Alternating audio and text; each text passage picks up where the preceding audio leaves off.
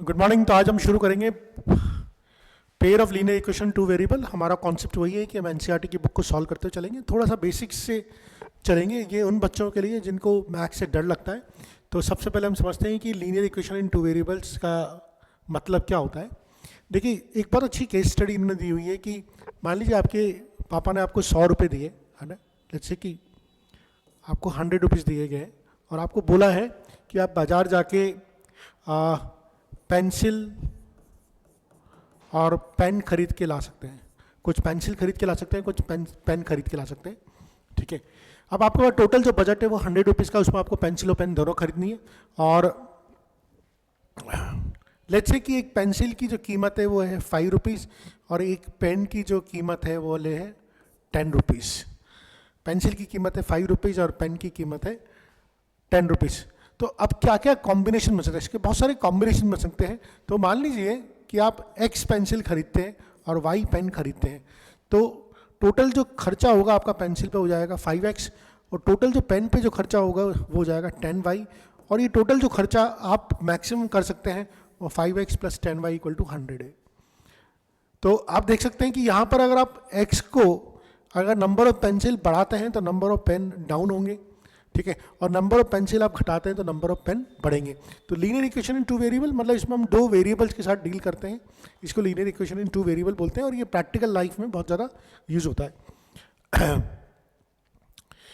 Okay, तो अब हम सब सीधा समझेंगे कि ग्राफिकल मेथड क्या होता है, ठीक है। Graphical method of pair of linear equation क्या होता है। तो इससे पहले हम समझते हैं कि लीनियर इक्वेशन की जो स्टैंडर्ड फॉर्म होती है ना, वो होती है a x plus b y plus c equal to 0। ये लीनियर इक्वेशन की स्टैंडर्ड फॉर्म होती है। X is a variable, y is also variable, a b c are constants, ठीक है। और जब हम लीनियर इक्वेशन की बात करते हैं तो इसको हम एक स्ट्रेट लाइन से रिप्रेजेंट कर सकते हैं। तो मान लीजिए ये मेरी एक इक्वेशन है a1x plus b1y plus c1 equal to 0। और मैं कोई दूसरी इक्वेशन भी बनाना चाहूँ तो दूसरी इक्वेशन भी बना सकता हूँ, a2x plus b2y plus c2 equal to 0। तो किसी भी लीनियर इक्वेशन को अपन ग्राफ से मदद करते हैं, ठीक है, और वो एक स्ट्रेट लाइन होती है। और यहाँ पर अपन बहुत सारे केसेस देखेंगे कि अगर दो लाइन्स होती है, दो लीनियर इक्वेशन होती है, तो उनका सॉल्यूशन कब निकलता है, कब उनका सॉल्यूशन नहीं निकलता है। तो इसको हम ग्राफिकल मेथड से देखेंगे। आपके यहाँ पर ग्राफिकल मेथड काफ़ी अच्छा दे रखा है एनसीईआरटी में, तो हम ग्राफिकल मेथड को यहाँ पे समझने की कोशिश करेंगे। ओके, सो देखिए मैं यहाँ पर सीधा बात ही कर लेता हूँ कि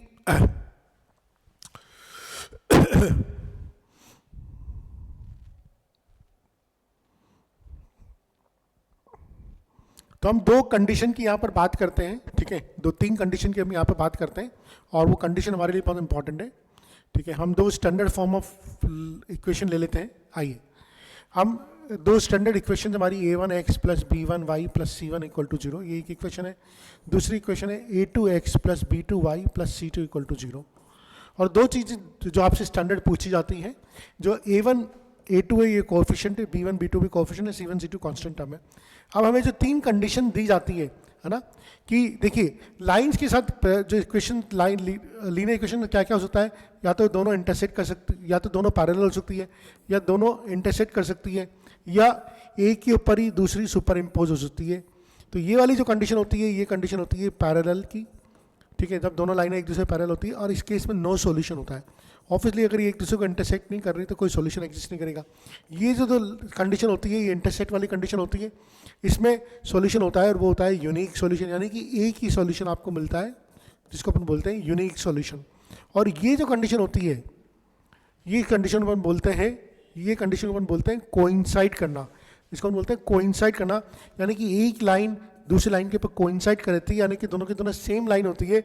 इस केस में हमें बोलते हैं कोइंसाइड करना, कोइंसिडेंट भी बोल सकते हैं इसको, हम कोइंसिडेंट भी बोल सकते हैं।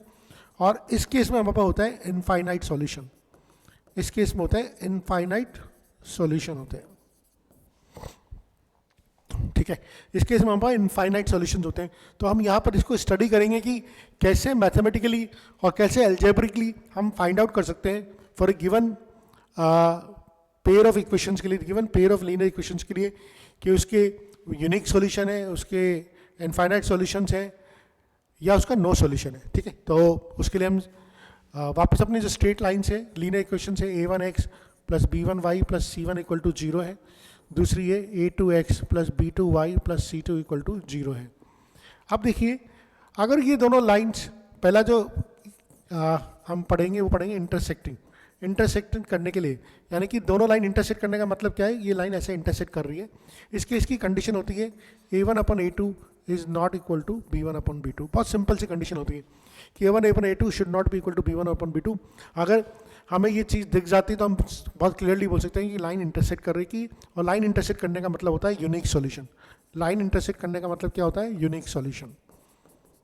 यहाँ पर हमें C1 और C2 को चेक करने की भी जरूरत नहीं है, ठीक है। तो कुछ बच्चों के दिमाग में कंफ्यूजन हो सकता है, सर C1 C2 का क्या हुआ, अरे C1 C2 को चेक करने की जरूरत नहीं है, ठीक है। नेक्स्ट जो होता है सेकंड जो दे रखा है वो दे रखा है कोइंसिडेंट का मतलब होता है कि a1 upon a2 equal to b1 upon b2 equal to c1 upon c2, यानी कि तीनों के जो कोफिशिएंट्स हैं उनका रेशियो बराबर हो जाए। इस केस में हमारे पास मिलते हैं इनफाइनाइट सॉल्यूशन। इस केस में क्या मिलते हैं, इनफाइनाइट सॉल्यूशन ये मिलते हैं। और इस केस में जो कंडीशन होती है वो ऐसी होती है कि एक लाइन के ऊपर दूसरी लाइन बनी होती है, तो ना एक लाइन के ऊपर दूसरी लाइन बनी होती है, इसको कोइंसिडेंट इसको हम बोलते हैं इनफाइनाइट सॉल्यूशंस। और थर्ड केस होता है हमारे पास, थर्ड केस को मैं यहाँ पर लिख लेता हूँ, जब लाइन्स पैरेलल होती है, लाइन पैरेलल होती है, जैसे कि ये एक लाइन है और दूसरी लाइन भी ऐसी है, तो ये पैरेलल होगी। इस केस में हो जाएगा a1 upon a2 equal to b1 upon b2 but not equal to c1 upon c2। ये बहुत इंपॉर्टेंट है। देखिए इसमें डिफरेंस क्या है, यहाँ सब बराबर है, यहाँ पर c1 अपॉन c2 बराबर नहीं है। इस केस में लाइन पैरेलल होगी, और अगर पैरेलल होगी तो इनका कोई सॉल्यूशन एग्जिस्ट नहीं करेगा, इनका कोई सॉल्यूशन एग्जिस्ट नहीं करेगा। तो ये बेसिक चीज़ें हैं जो हमें पता होनी चाहिए, ठीक है। अब हम कुछ क्वेश्चंस को करेंगे और ग्राफिकली चेक करेंगे कि वो लाइन जो है उनके वो कंसिस्टेंट है या नहीं है। देखिए कंसिस्टेंट का मतलब क्या होता है ये भी हम समझ लेते हैं। अगर वो इंटरसेक्ट कर रही है तो वो कंसिस्टेंट है, अगर वो कोइंसाइड कर रही है तो भी वो कंसिस्टेंट है, अगर वो पैरेलल है तो वो इनकंसिस्टेंट है। यानी कि अगर जब भी कोई सॉल्यूशन आ रहा है किसी पेयर ऑफ लीनियर इक्वेशन का, तो हम उसको बोलते हैं कंसिस्टेंट है। अगर वो इंटरसेक्ट कर रही है तब भी कंसिस्टेंट है, अगर वो एक दूसरे पर सुपर इम्पोज कर रही है, कोइंसाइड कर रही है तो भी कंसिस्टेंट है। तो एक ही केस होता है जिसमें वो लाइन कंसिस्टेंट नहीं होती है, वो है जब वो दोनों पैरेलल होती है, यानी कि पैरेलल के केस में नो सॉल्यूशन होता है, उस केस में वो इनकंसिस्टेंट होती है। तो ये बहुत इंपॉर्टेंट है जो आपको समझना होगा। आइए एक एग्जाम्पल देते हैं, जो एग्जाम्पल नंबर 1। पहली इक्वेशन दी हुई है x plus 3y equal to 6 और दूसरी इक्वेशन दी हुई है 2x minus 3y equal to 12। हमें चेक करना है ग्राफिकली कंसिस्टेंट है। कंसिस्टेंट का मतलब है या तो यूनिक सॉल्यूशन होना चाहिए, इनफाइनाइट सॉल्यूशन होना चाहिए।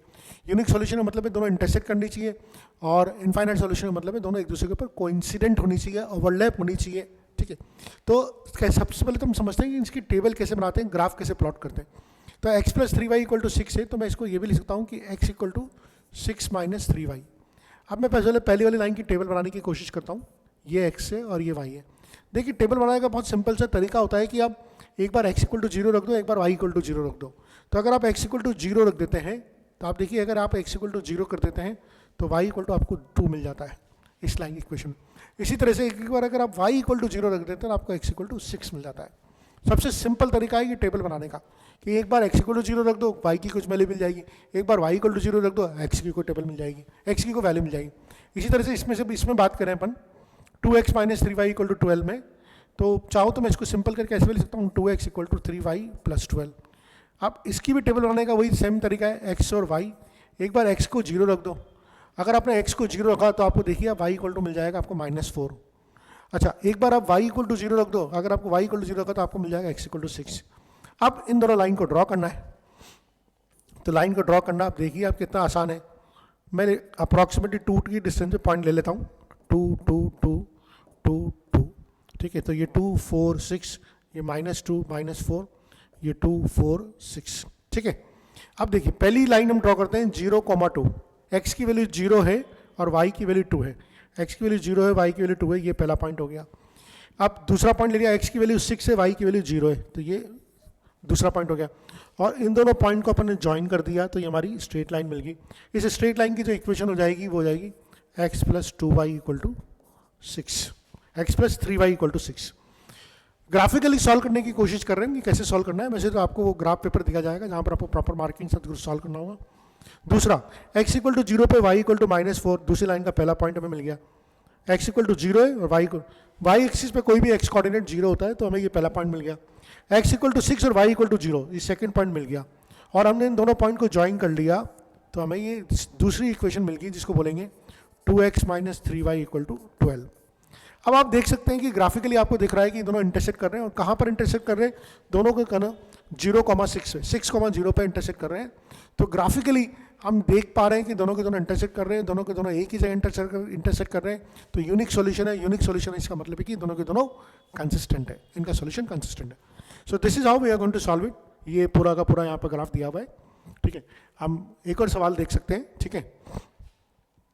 इसी तरह से हम चाहें तो ये भी सवाल देख लेते हैं। हमें दिया हुआ है कि 5x minus 8y plus 1 equal to 0 और 3x minus 24f/y plus 3/5 equal to 0। हमें बताया गया है कि हमसे बोला गया है कि बताइए इसमें कोई सॉल्यूशन नहीं है। Whether the following is no solution in unique solution infinite. हमें ग्राफिकली पूछा गया है कि इनको आप बताइए, ग्राफिकली प्लॉट करके बताइए कि ये नो सॉल्यूशन होगा, यूनिक सॉल्यूशन होगा या इनफाइनाइट सॉल्यूशन होगा। ये हमें ग्राफिकली प्लॉट करके पूछा गया है। तो सबसे पहले तो हम इसको थोड़ा सा सिंपल कर लेते हैं। पहली वाली इक्वेशन तो बिल्कुल सिंपल है, 5x minus 8y plus 1 equal to 0। ये तो बिल्कुल सिंपल है, ठीक है, इसमें तो कोई दिक्कत नहीं है, ठीक है। अच्छा, सेकंड वाली इक्वेशन 3x माइनस 24/5 प्लस 3/5, आप चाहे तो इसको 5 से मल्टीप्लाई 5 एलसीएम ले लीजिए, तो देखिए क्या हो जाएगा, 15x minus 24y plus 3 equal to 0, है ना। अगर आपने 5 एलसीएम ले लिया तो 15x minus 24y plus 3 equal to 0। और यहाँ पर भी 3 कॉमन आ रहा है, तो आप इसको फर्दर ऐसे सकते हैं 5x minus 8y plus 1 equal to 0। तो देखिए आप इक्वेशन 1 और इक्वेशन 2 में कोई डिफरेंस नहीं है, सेम की सेम इक्वेशन आ रही है। अगर सेम की सेम इक्वेशन आ रही है तो जब मैं इसको प्लॉट करूँगा, अब तो आइए मैं इसको प्लॉट कैसे करता हूँ। 5x minus 8y plus 1 equal to 0 को मैं इसको ऐसे भी लिख सकता हूँ 8y equal to 5x plus 1, ठीक है। और मैंने जैसे आपको टेबल बनाना सिखाया था x और y, एक बार x इक्वल टू 0 पुट कर दीजिए, एक बार y इक्वल टू 0 पुट कर दीजिए।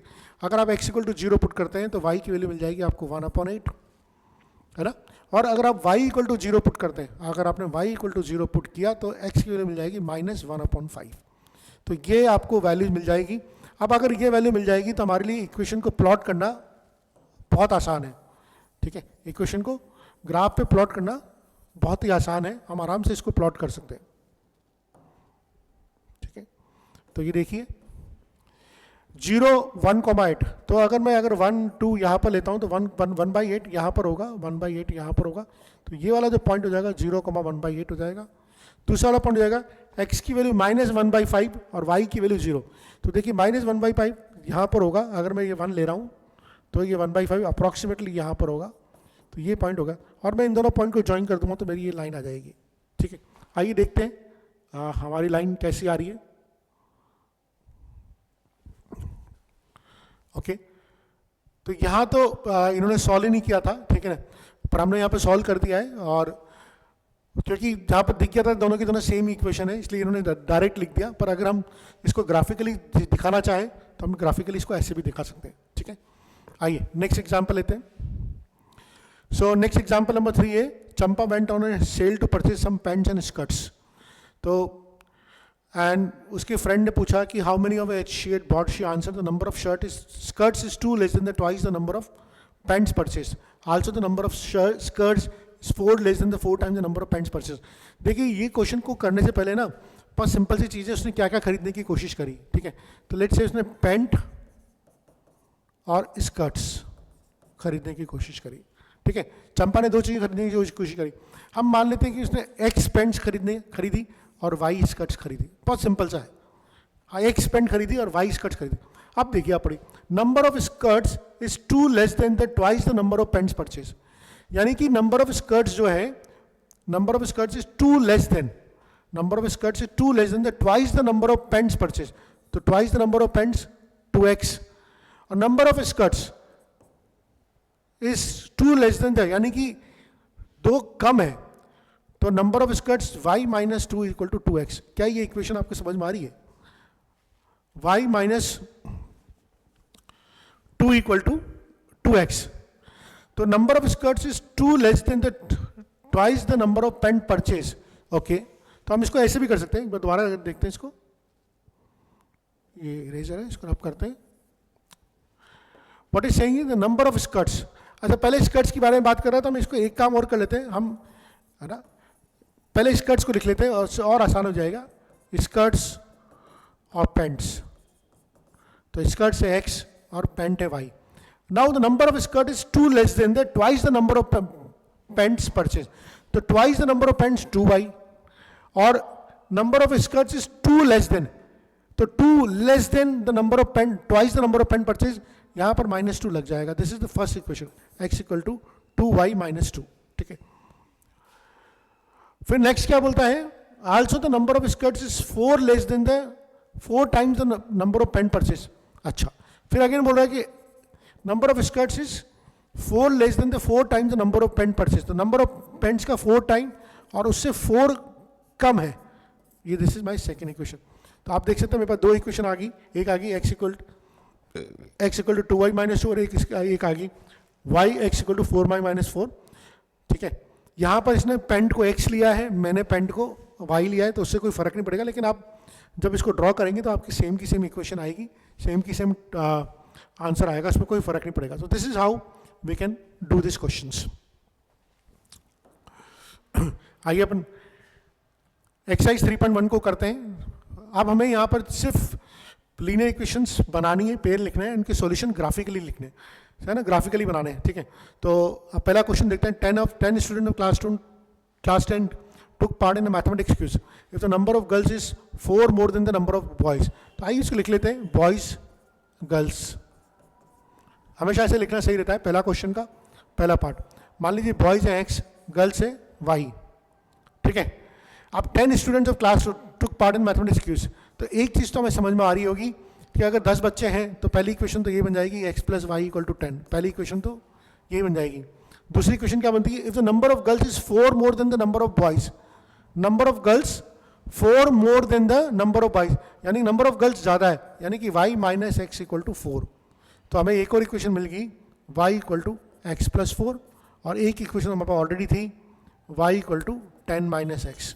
अब इनको हम टेबल बनाना, जैसे मैंने बताया था वैसे टेबल बना लेंगे, और टेबल बना के ग्राफिकली हम इसका सॉल्यूशन निकाल लेंगे. ठीक है. नेक्स्ट लेते हैं second part. 5 pencils and 7 pens together cost 50. तो पेन, पेंसिल, पेन की कॉस्ट x रुपीज, पेंसिल की कॉस्ट y रुपीज. तो पहली इक्वेशन क्या बोलती है, 5x + 7y = 50. फिर बोलता है 7x + 5y = 46. तो ये 2 इक्वेशन बन गई. वापस टेबल बना लेंगे और वापस वो ग्राफ हम प्लॉट कर सकते हैं. ठीक है. आइए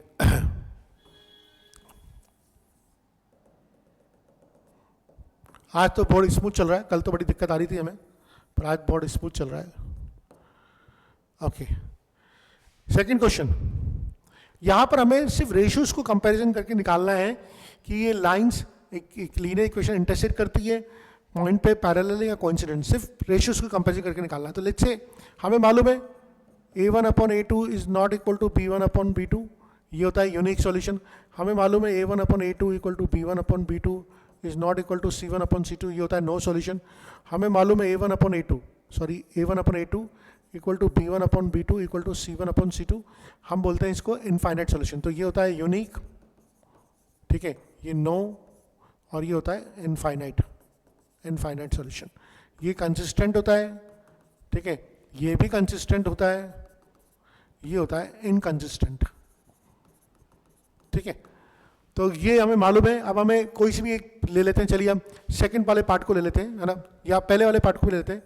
5x - 4y + 8 = 0, और ये दे रखा है 7x + 6y - 9 = 0. 5x - 4y + 8 = 0, 7x + 6y - 9 = 0. तो आप देखिए इसका a1/a2 निकालेंगे, इसका a1/a2 आ जाएगा 5/7. फिर इसका अगर b1/b2 निकालेंगे तो वो आ जाएगा -2/3. तो a1/a2 is not equal to b1/b2, तो इसका तो सीधा आंसर मिल गया, यूनिक सॉल्यूशन है, कुछ आगे दिमाग लगाने की जरूरत नहीं है. सेकंड कर लेते हैं.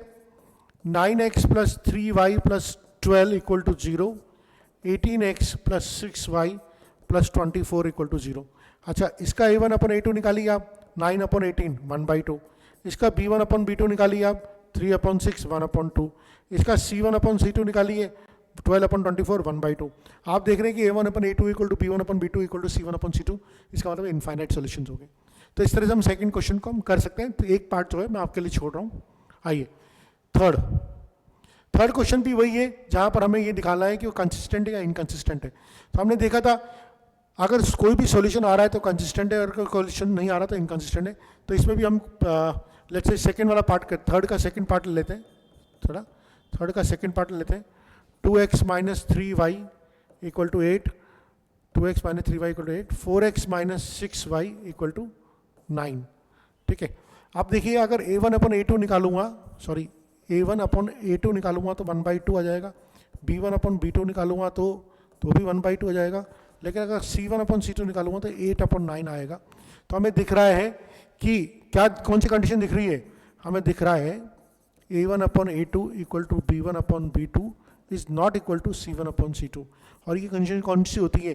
पैरेलल वाली होती है, नो सॉल्यूशन वाली होती है। इस कंडीशन को हम एक और चीज़ बोलते हैं इनकंसिस्टेंट। तो इसके जो सॉल्यूशन होंगे वो इनकंसिस्टेंट होंगे। ठीक है, तो यही हमें चेक करना था कि ये इक्वेशन कंसिस्टेंट है या इनकंसिस्टेंट है। ठीक है, आइए एक और देख लेते हैं, फोर्थ भी देख लेते हैं। 5x minus 3y equal to 11 minus 10x plus 6y equal to minus 22। तो a1 अपॉन a2 देखा हमने माइनस 1/2, b1 अपॉन b2 देखा माइनस 1/2, c1 अपॉन c2 भी देखा माइनस 1/2। ये देखिए अगेन तीनों की वैल्यू सेम आ रही है, और तीनों की वैल्यू सेम आती है तो हम जानते हैं इनफाइनाइट सॉल्यूशन होते हैं, और उसको अपन बोलते हैं a1 upon a2 equal to b1 upon b2 equal to c1 upon c2, और इसको अपन कंसिस्टेंट बोलते हैं। तो दिस इज हाउ हम लोग इनको कर सकते हैं। ठीक है, आइए क्वेश्चन नंबर 4 देखते हैं। हमारे पास बहुत सारा है करने के लिए, और हमें एक ही लेक्चर में पूरा का पूरा चैप्टर को कवर करना है।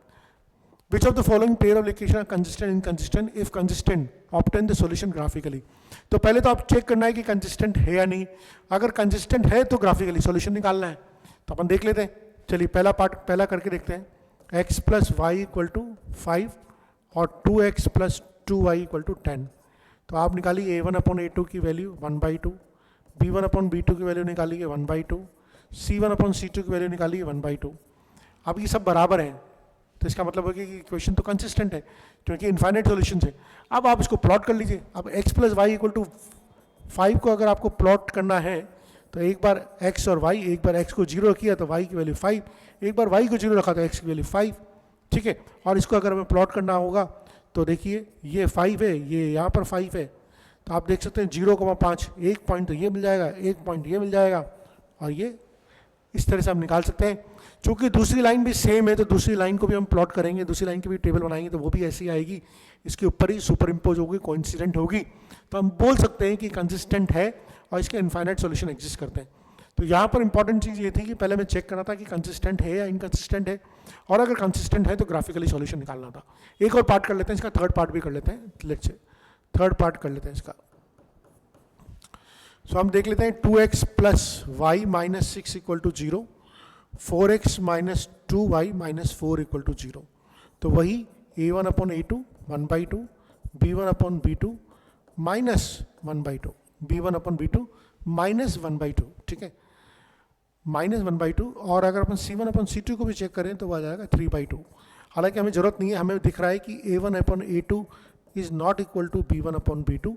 इसका मतलब कंसिस्टेंट है, यूनिक सॉल्यूशन है। यूनिक सॉल्यूशन है तो हम इसको ग्राफिकली सॉल्व करेंगे, और ग्राफिकली सॉल्व करके आपको मैंने सिखाया हुआ है 2x plus y equal to 6, और ये है 4x minus 2y equal to 4, है ना। टेबल बनाएंगे इसकी x और y की। तो मैंने क्या बोला था, एक बार x इक्वल टू 0 रखी, एक बार y इक्वल टू 0 रखी। अगर आप y इक्वल टू 0 रखते हैं तो x इक्वल टू मिलता है इस टेबल में 3, और अगर आप x इक्वल टू 0 रखते हैं तो y इक्वल टू आपको मिलता है 6। तो ये इसकी टेबल बन जाएगी। अगर इसकी भी टेबल बनानी है तो कैसे बनाएंगे, एक बार x इक्वल टू 0 रखेंगे, एक बार y इक्वल टू 0 रखेंगे। अगर आपने x इक्वल टू 0 रखा तो आपको y इक्वल टू मिलेगा -2, और अगर आपने y इक्वल टू 0 रखा तो x इक्वल टू आपको मिलेगा 1। इनको आपको प्लॉट करना है, आपको अपने आप सॉल्यूशन दिख जाएगा। ठीक है, so this is how we can do it. और आइए चलते हैं क्वेश्चन नंबर 5 पे। फिफ्थ क्वेश्चन पे चलते हैं. Half the perimeter of a rectangular garden whose length is 4 metre more than the width is 36 metre. Find the dimension of the garden. तो एक गार्डन है, ठीक है, इसकी लेंथ लेट्स से कि x है और ब्रेड्थ जो है उसकी y है, ठीक है. हमें दिया हुआ है कि length is 4 metre more than the width. Length is 4 metre more than the width. तो हम बोल सकते हैं कि x equal to y plus 4. Length जो है वो विड्थ से 4 ज़्यादा है, तो आपने बैलेंस करने के लिए विड्थ में 4 को ऐड करेंगे, तो x equal to y plus 4, ठीक है. अब इसका जो पैरामीटर है वो दे रखा है half the parameter of rectangular garden. Half the parameter हम जानते हैं कि पूरा जो पैरामीटर होता है 2x प्लस 2y होता है, तो हाफ द पैरामीटर जो हो जाएगा वो x प्लस वाई हो जाएगा और उसकी वैल्यू क्या दे रखी है हमें 36 मीटर. तो ये दो इक्वेशंस हैं, इनकी मदद से आप डायमेंशन ऑफ द गार्डन निकाल सकते हैं. आप इसको इक्वेशन से सॉल्व कीजिए या फिर आप इसको प्लॉट करके ग्राफिकल सॉल्यूशन निकालिए, जैसे आपकी इच्छा हो इसको आप निकाल सकते हैं, ठीक है. अब जो 6th क्वेश्चन है वो अच्छा क्वेश्चन है और इसको समझते हैं. हमें एक इक्वेशन दे रखी है, इक्वेशन दे रखी है कि 2x plus 3y minus 8 equal to 0. हमें इक्वेशन दे रखी है और हमें दूसरी इक्वेशन लिखनी है 2 वेरिएबल्स में ही. इस तरह से लिखनी है ताकि वो एक इक्वेशन लिखिए आप इंटरसेक्टिंग लाइंस की, एक इक्वेशन लिखिए पैरेलल लाइंस की, एक इक्वेशन लिखिए कोइंसिडेंट लाइंस की. अच्छा, इंटरसेक्टिंग लाइन के लिए मैं इक्वेशन लिखना हमें मालूम है कि हम जो भी इक्वेशन लिखेंगे अगली इक्वेशन वो इस तरह से लिखेंगे कि a1 upon a2 is not equal to b1 upon a2 आएगा कुछ भी. तो मैं लिख लेता हूँ 3x plus 4y plus 6 equal to 0. तो कोई भी इक्वेशन लिख लीजिए, आप ध्यान रखना कि आप इसका a1 अपन a2 निकालिए 2/3, है ना. इसका b1 अपन b2 निकालिए, इसका b1 अपन b2 आ रहा है 3/4 आ रहा है, डिफरेंट आ रहा है. हाँ, तो बिल्कुल सही हमने जो लिखी थी. तो a1 upon a2 is not equal to b1 upon b2, यानी कि इंटरसेक्टिंग लाइंस की होगी, ठीक है. ये होगी इंटरसेक्टिंग लाइन की. दूसरी इक्वेशन लिखनी है पैरेलल लाइंस की, तो ये तो पहला पार्ट हो गया. अब अगर पैरेलल लाइंस की इक्वेशन लिखनी है,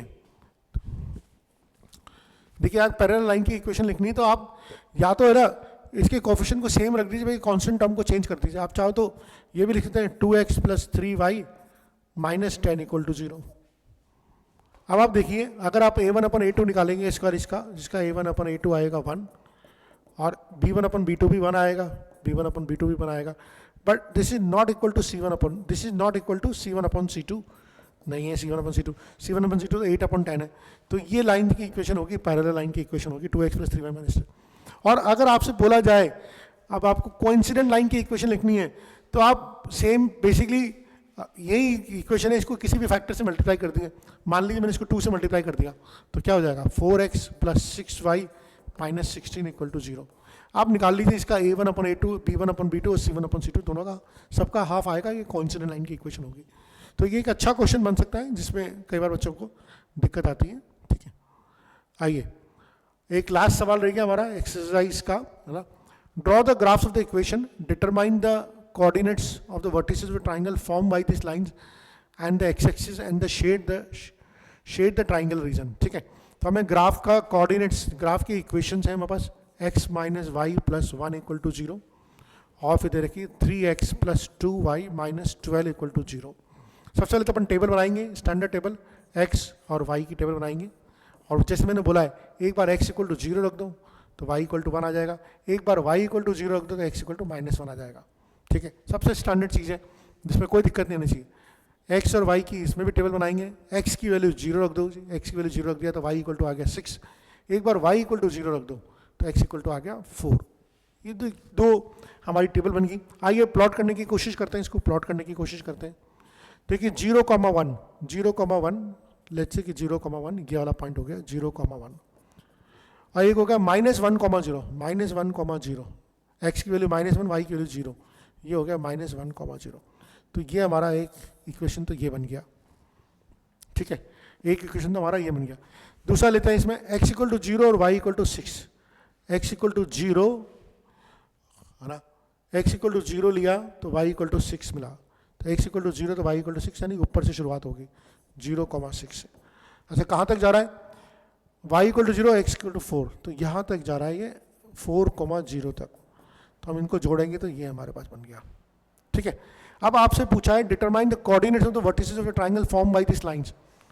vertices of the triangle form by this lines, तो हमें देख रहा है कि यहाँ पर एक वर्टिस यह बन रहा है, एक वर्टिस के कोऑर्डिनेट हो जाएंगे 4,0, एक वर्टिस के कोऑर्डिनेट हो जाएंगे -1,0, ठीक है। और इस पॉइंट के कोऑर्डिनेट आएंगे जब आप उसको प्रॉपर तरह से ग्राफ पे ड्रॉ करेंगे, ठीक है। मैं भी आपकी जानकारी के लिए बता देता हूँ, उसके कोऑर्डिनेट आ जाएंगे 3,5। इस पॉइंट के जो कोऑर्डिनेट आएंगे वो आ जाएंगे 3,5। लेकिन आप जब ग्राफ पे ड्रॉ करेंगे तो बिल्कुल क्लियर कट आपको दिखेगा, और नहीं तो आप इक्वेशन को सॉल्व करके भी निकाल सकते हैं। So this is how we are going to do it, ठीक है। अब हम इनके मेथड सीखेंगे, इनको सॉल्व कैसे करते हैं, है ना। हम एलिमिनेशन मेथड, सब्स्टिट्यूशन मेथड, ये सारे मेथड को सीखेंगे, जिसके थ्रू हम मालूम करेंगे कि इनको सॉल्व कैसे करते हैं। अभी तक तो आपने ग्राफिकली सॉल्व करना सीखा था, अब हम मैथमेटिकली सॉल्व करना सीखेंगे।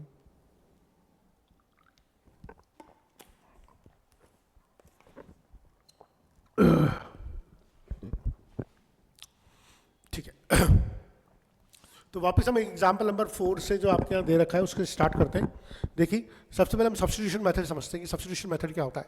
तो मान लीजिए एक इक्वेशन दे रखी है आपको 7x - 15y = 2, और फिर दे रखा है x + 2y = 3, ये दे रखा है ना। हमें इसको सॉल्व करना है। तो इसमें तरीका क्या होता है, आप कोई भी एक वेरिएबल को दूसरे में सब्स्टिट्यूट करके एक वेरिएबल की दूसरे वेरिएबल की फॉर्म में वैल्यू निकालिए और उसको एक दूसरी इक्वेशन सब्स्टिट्यूट कर दीजिए। तो मान लीजिए ये इक्वेशन 1 है, ये इक्वेशन 2 है। तो जहाँ से भी मुझे आसान लगता है, मुझे यहाँ पे थोड़ी कैलकुलेशन कम दिख रही है, तो मैं इसको यहाँ पे आसानी से लिख सकता हूँ x = 3 - 2y, इस सेकेंड इक्वेशन से लिख सकता हूँ। और इस x की वैल्यू उठा के मैंने पहले इक्वेशन में डाल दी। तो बेसिकली क्या हो जाएगा, जब मैं x की वैल्यू उठा के यहाँ से डाल दूंगा तो x को तो गायब भी कर दूंगा, तो मेरी ये सिंपल लीनियर इक्वेशन 1 वेरिएबल मिल जाएगी, जिसको सॉल्व करना मेरे लिए बहुत आसान है। तो x की वैल्यू 3 - 2y मैंने उठा के यहाँ डाल दी। तो x 7 3 - 2y - 15 × y = 2। इसको सॉल्व कर लेंगे, 21 - 14y - 15y = 2, ये ऐसे सॉल्व कर लेंगे, ठीक है। और इसको सॉल्व कर लेंगे तो हमें मिल जाएगा, क्या मिल जाएगा, 19 = 29y, और y इक्वल टू हो जाएगा मेरे पास 9। देखें हम जो कर, हाँ, तो y इक्वल टू मेरे पास जाएगा 19/29। तो y की वैल्यू मेरे को 19/29 मिल गई। अब y की वैल्यू 19/29 मिल गई मेरे को, तो मैं x की वैल्यू तो निकाल ही सकता हूँ, 3 - 2 × 19/29, और इसको मैं सॉल्व कर सकता हूँ। 29 यहाँ पर मैंने एलसीएम ले लिया, और 29 को मैंने 3 से मल्टीप्लाई किया, दिस विल बी 87 - 38। तो 87 - 38 जो मुझे मिल रहा है उसको मैं सॉल्व करके लिख सकता हूँ 49/29। सो इस तरह से सब्स्टिट्यूशन मेथड होता है, जिसमें एक वेरिएबल की वैल्यू को लेते हैं और उसको दूसरे इक्वेशन में डाल देते हैं, और वो लीनियर इक्वेशन इस 1 वेरिएबल में जाते हैं, उसको सॉल्व कर लेते हैं। तो ये हम सब्स्टिट्यूशन मेथड से इसको सॉल्व कर सकते हैं। ये हमने एग्जाम्पल यहाँ पर किया, ठीक है। ये इन्होंने पूरी स्टेप्स दे रखी कैसे कैसे हमें सब्स्टिट्यूट करना है, ठीक है। अब वर्ड प्रॉब्लम जो सबसे ज़्यादा बच्चों को परेशान करती है, वो हम समझते हैं कि वर्ड प्रॉब्लम में कैसे करना होता है, और इसकी स्टेप्स बड़ी सिंपल है, ठीक है। जैसे मान लीजिए एग्जाम्पल नंबर 5 आपका दिया हुआ है कि आफ्ताब टेल्स हिज डॉटर, यानी कि आफ्ताब फादर है जो अपनी बेटी को बोल रहा है, यानी कि यहाँ पे 2 कैरेक्टर हो गए, एक तो हो गया आफ्ताब और एक हो गया डॉटर। अब इनकी एजेस मान लीजिए, ये एज वाला सवाल है तो अपन एज मान लेते हैं इनकी, कि इनकी करंट एज है x, इसकी करंट एज है y। ये कौन सी एज हुई, करंट एज। अगर आप इस टेबुलर फॉर्म में बना के करेंगे ना, तो आपका सवाल कभी गलत नहीं होगा। 7 years ago he says his daughter 7 years ago।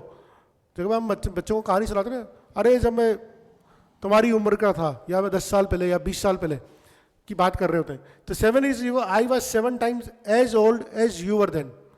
कि मैं आज से 7 साल पहले, I was 7 times as old, मतलब मैं आज से 7 साल पहले I was 10 times old as you were। तो पहली बात तो 7 years ago की कहानी सुनो, 7 years ago चलो, तो 7 years ago ये क्या होगा, x - 7, और ये क्या होगी, y - 7।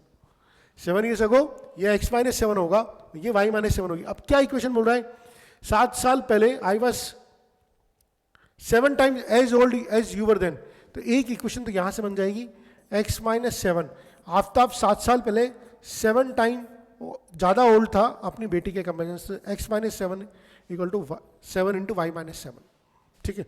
Second, also 3 years from now, अच्छा 3 years from now, 3 years from now, तो 3 years from now मतलब x से, तो x से 3 years now x plus 3, obviously y से भी y plus 3 जाएगा. What is saying? और अगर आज से 3 साल बाद बात करूं, I will be 3 time as old as you will be. अच्छा, I will be as old as you will be 3 years now, यानी x plus 3 equal to 3 into y plus 3. तो ये इक्वेशन 1 है और ये इक्वेशन 2 है. इसको हम सब्स्टिट्यूशन मेथड से सॉल्व कर सकते हैं. इंपॉर्टेंट चीज होती है वर्ड प्रॉब्लम में इक्वेशन बनाना. सबसे इंपॉर्टेंट चीज होती है कि आपको इक्वेशन बनानी आनी चाहिए. तो ये इक्वेशन अपने बना ली और इसको अपन सॉल्व कर सकते हैं. चलिए अगला एग्जाम्पल देखते हैं. ठीक है, अगला एग्जाम्पल देखते हैं. Example number 6. In a shop, the cost of 2 pencils and 3 erasers is 9. The cost of 4 pencils and 6 erasers is 18. तो ये तो बहुत सिंपल सा है, 2x plus 3y. तो आप ये आपने पेंसिल और इरेजर, अगर आपने पेंसिल x लिया है तो इरेजर y हो जाएगा. तो cost of 2 pencil and 3 erasers is 9. Okay, and cost of 4 pencil 4x plus 6y is 18. ये दो इक्वेशन है, सब्स्टिट्यूट मेथड से आप सॉल्व कर सकते हैं. इसमें कोई दिक्कत नहीं आएगी. सब्स्टिट्यूट मेथड में कोई भी एक वेरिएबल को आप हटा दीजिए और उसको दूसरी जगह दूसरी इक्वेशन में पुट कर सकते हैं. ठीक है, जैसे कि मान लीजिए मुझे ये इक्वेशन 1 है और इक्वेशन 2 है. मैं यहाँ से निकालना चाहूँ तो मैं यहाँ से निकाल सकता हूँ. मैं यहाँ से बोल सकता हूँ x equal to 9 minus 3y upon 2, पहली इक्वेशन से. और इस वैल्यू को मैं सेकेंड इक्वेशन डाल दूंगा.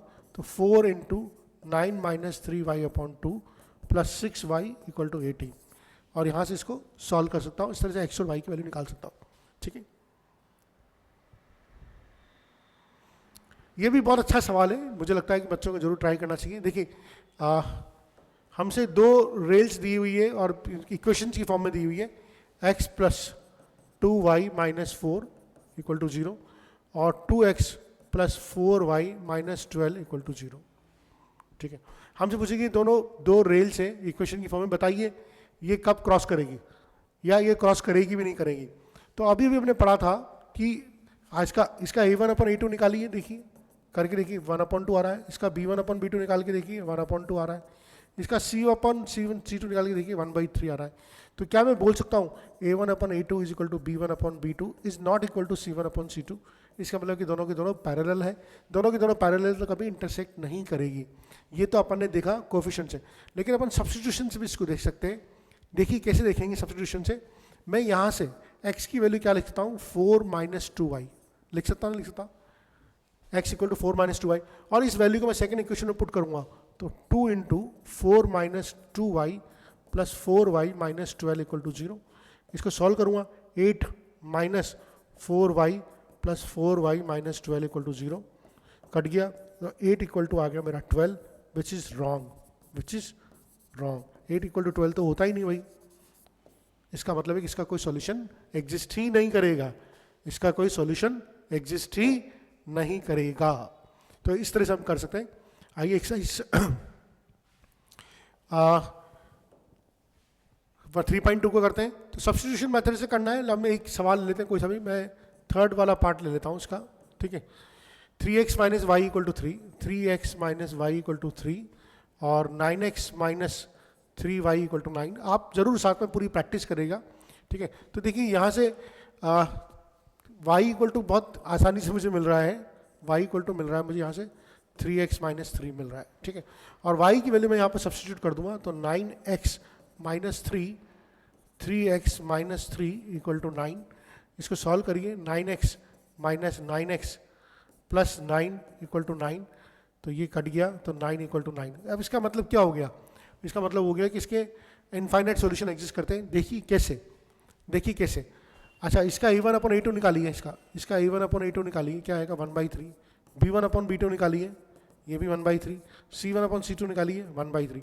तो आप देखिए सबके कोएफिशिएंट्स के रेशियो में बराबर आ रहे हैं और सबसे बराबर आते हैं तो इनफाइनाइट सॉल्यूशन होते हैं. इसलिए 9 इक्वल टू 9 आया है. ठीक है, तो इसके इनफाइनाइट सॉल्यूशंस होंगे.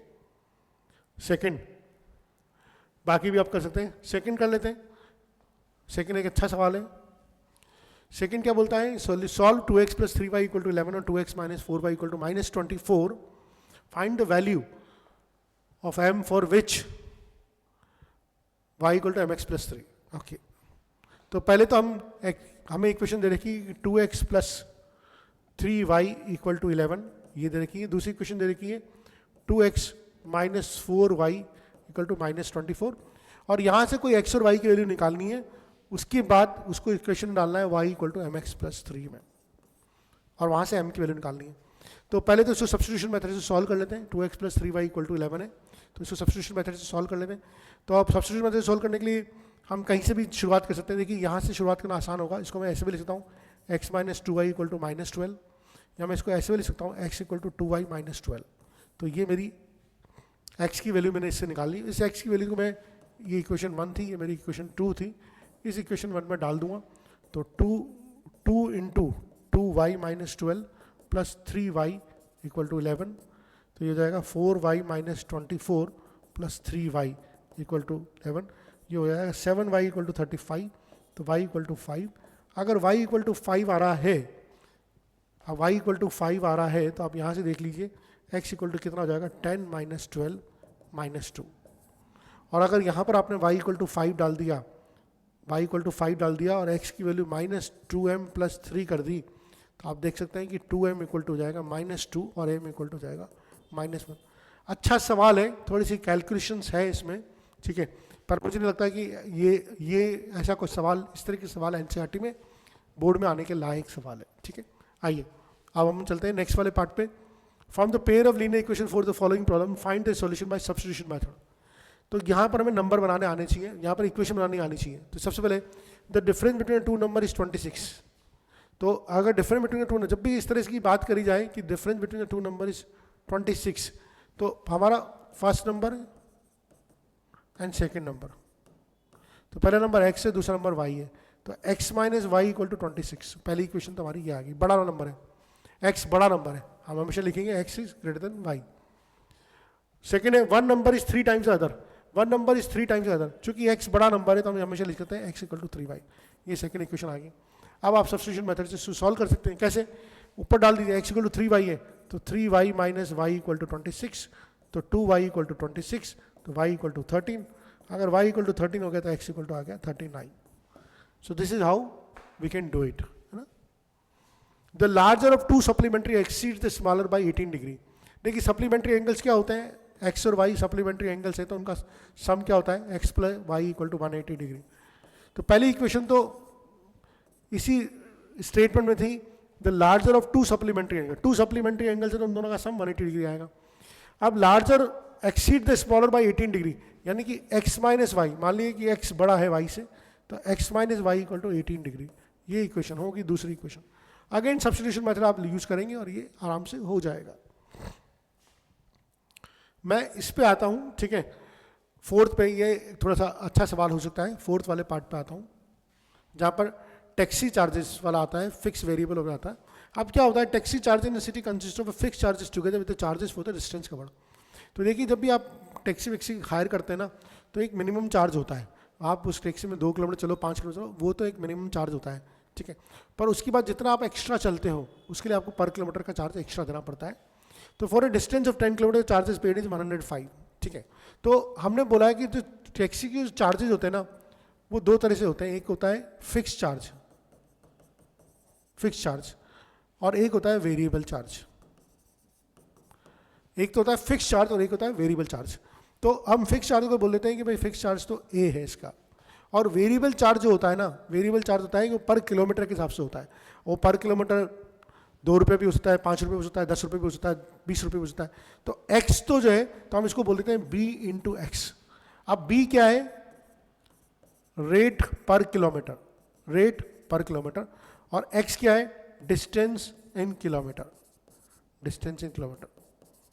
तो टोटल चार्ज जो हो जाएंगे c equal to a plus b x हो जाएगा। ये बहुत इंपॉर्टेंट इक्वेशन है जो जनरली टैक्सी के वाले केस में आपको यूज करनी पड़ेगी।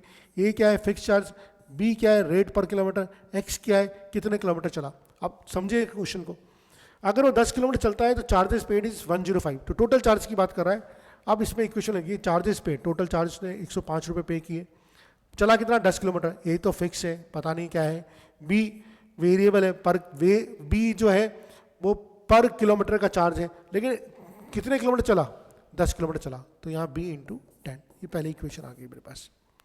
तो 105 equal to a plus 10b, ठीक है। दूसरी इक्वेशन क्या बोलता है, the for a distance of 10 kilo charge 105 and for a journey of 15 kilometre, तो अगर 15 किलोमीटर की जर्नी करी तो 155 चार्ज पे कर रहे हैं, again a plus b into 15, ये मेरी सेकेंड इक्वेशन आ गई।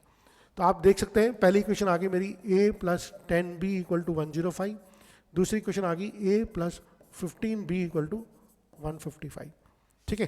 तो इससे हम आराम से निकाल सकते हैं, ठीक है। तो हमारे चार्जेस a और b के चार्जेस निकल जाएंगे, हम बहुत आसानी से सॉल्व कर लेते हैं इसको। तो 5b इक्वल टू 50 आ गया, तो b इक्वल टू आ गया 10 रुपीज़, यानी कि 10 रुपीज़ पर किलोमीटर मेरा वेरिएबल चार्ज है, और इसको मैं यहाँ पर वैल्यू को पुट कर दूंगा, इसको यहाँ पर वैल्यू को पुट कर दूंगा, 5 रुपये मेरा फिक्स चार्ज हो गया। So this is how we can solve this kind of question. Fifth वाला भी हम देख सकते हैं, अच्छा सवाल है, फिफ्थ वाला भी देख सकते हैं। A fraction becomes 9/11 if 2 is added to the both the numerator and denominator। तो हमने फ्रैक्शन को मान लिया x अपॉन वाई है, ठीक है। अगर 2 को ऐड कर दिया, यानी कि x प्लस 2 को न्यूमरेटर डिनोमिनेटर दोनों में ऐड कर दिया, तो x plus 2 upon y plus 2 कर दिया, तो ये 9/11 हो जाता है। ये पहली इक्वेशन है। दूसरी इक्वेशन है if 3 is added to both numerator and denominator, अगर 3 को ऐड करते हैं तो x plus 3 upon y plus 3 equal to 5/6, ये सेकेंड इक्वेशन है। इसको सॉल्व करना है, क्रॉस मल्टीप्लाई करके सॉल्व करना है, और ये आपका सब्स्टिट्यूशन मेथड से आराम से हो जाएगी। चूंकि एग्जाम में तो आप सब्स्टिट्यूशन मेथड लगाएं, एलिमिनेशन मेथड लगाएं, कोई सा भी मेथड लगा के आप सॉल्व कर सकते हैं, अनलेस अनटिल कि स्पेसिफाइड किया हुआ है। अगर क्वेश्चन में स्पेसिफाइड करते हैं